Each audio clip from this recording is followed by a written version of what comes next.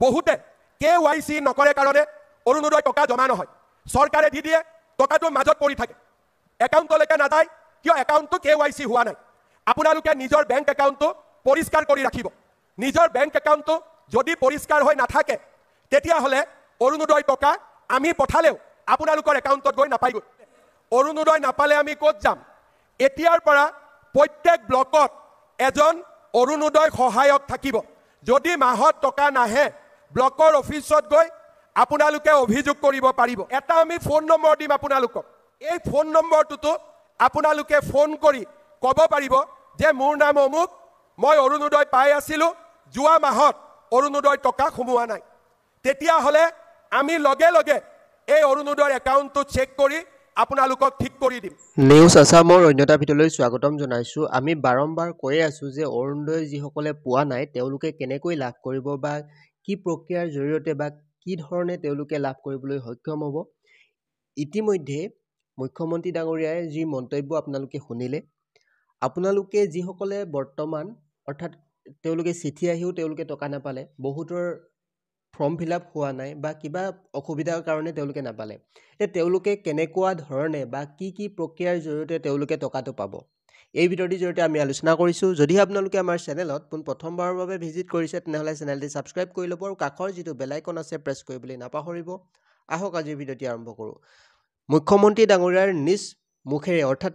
তেখেতৰ যি মন্তব্য সেই মন্তব্যৰ দ্বাৰাই জানিব পাৰি যে যিসকলে অৰুণোদয়ৰ টকা নাপালে তেওঁলোকে নাম্বাৰ 1ত বেংক KYC কৰি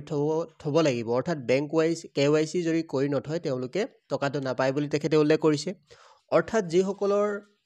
একেবাৰে নামেই নাহিলে লিষ্টত তেওঁলোকে কি কৰিব তেওঁলোকৰ বাবেও এটা বিকল্প দিছে তেওঁ কৈছে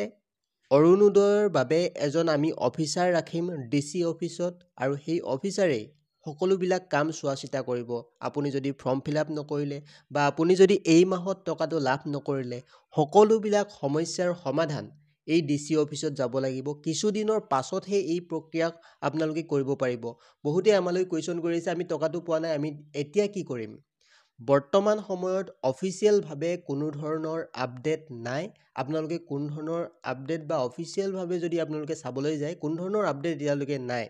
তেখেতে কোৱা মতে কিছুদিনৰ পাছতহে অফিচিয়েল সোৰ্সৰ অনুসৰি কিছুদিনৰ পাছতহে আপোনালোকৰ কামকাজ চলিব বুলি কৈছে অৰ্থাৎ অৰুণোদয় যেতিয়া অফিচাৰ এজন DC অফিচত নিযুক্তি দিব যেহেতু অক্টোবৰ মাহত বহু হাজাৰ ব্যক্তি অৰ্থাৎ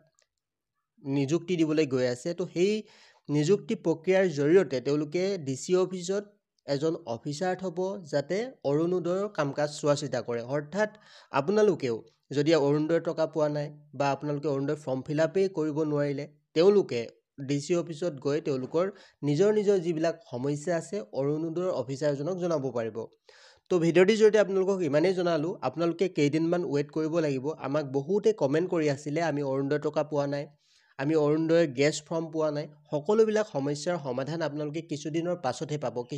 যদিহে আপোনালোকৰ অফিচিয়েল কিছুমান আপডেট আহি থাকে আমি এই চেনেলৰ জৰিয়তে জনাই থাকিম আপোনালোকক তো চেনেলটি যদি আপোনালোকে প্ৰথমবাৰৰ বাবে ভিজিট কৰিছে তেনেহ'লে চেনেলটি ছাবস্ক্ৰাইব কৰি ল'ব আৰু কাষৰ যিটো বেল আইকন আছে প্ৰেছ কৰিবলৈ নাপাহৰিব আৰু লগতে বন্ধুবৰ্গ বা পৰিয়ালবৰ্গৰ লগত ভিডিঅ'টো শ্বেয়াৰ কৰিবলৈ নাপাহৰিব যাতে সকলোৱে এই ইনফৰমেশ্যনটো পাবলৈ সক্ষম হয় আপুনি যদি চাকৰি প্ৰত্যাশী হয় তেনেহ'লে আপোনাৰ বাবে ভাল খবৰ আমি এটা ৱেবছাইট ক্ৰিয়েট কৰিছোঁ আপোনালোকে সেই ৱেবছাইটৰ জৰিয়তে চাকৰিৰ আপডেটসমূহ পাবলৈ পাৰিব গুগলত সাৰ্চ কৰিব আপোনালোকে assampro.com এই ৱেবছাইটৰ জৰিয়তে আপোনালোকে অসমৰ যিকোনো ৰিজাল্ট বা যিকোনো এডমিট কাৰ্ডৰ আপডেট বা যিকোনো চাকৰিৰ আপডেট আপোনালোকে এই ৱেবছাইটৰ জৰিয়তে পাব পাৰিব আপোনালোকে গুগলত সাৰ্চ কৰিব assampro.com নতুন চৰকাৰী আঁচনি আহিলেও আমি এই ৱেবছাইটৰ জৰিয়তে আপোনালোকক